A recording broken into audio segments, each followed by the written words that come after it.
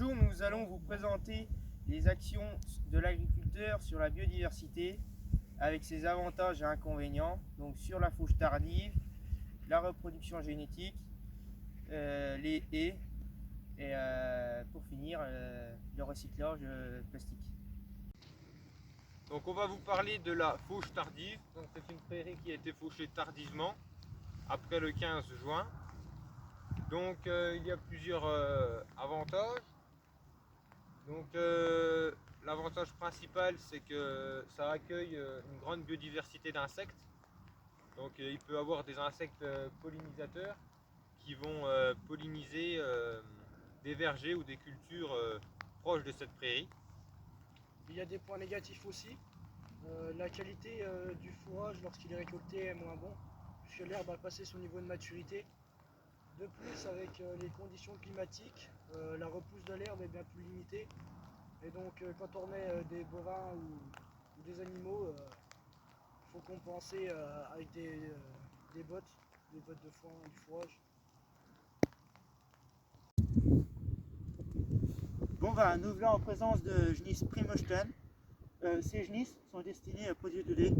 Alors, le point négatif de cette spécialisation est qu'elles sont moins rustiques, donc elles résistent beaucoup moins au froid et aux maladies, donc ça influe sur leur durée de vie. Alors, pour le point positif, il y a une production optimale du lait ou de la viande. Or, mais tout dépend du choix de l'éleveur et puis de son système de production. Donc nous voici en présence du nuée dans mon dos. Alors les points positifs du nuée, une culture naturelle pour le bétail. Voilà, donc c'est un gain de temps pour le tour des parcelles tous les ans pour l'agriculteur.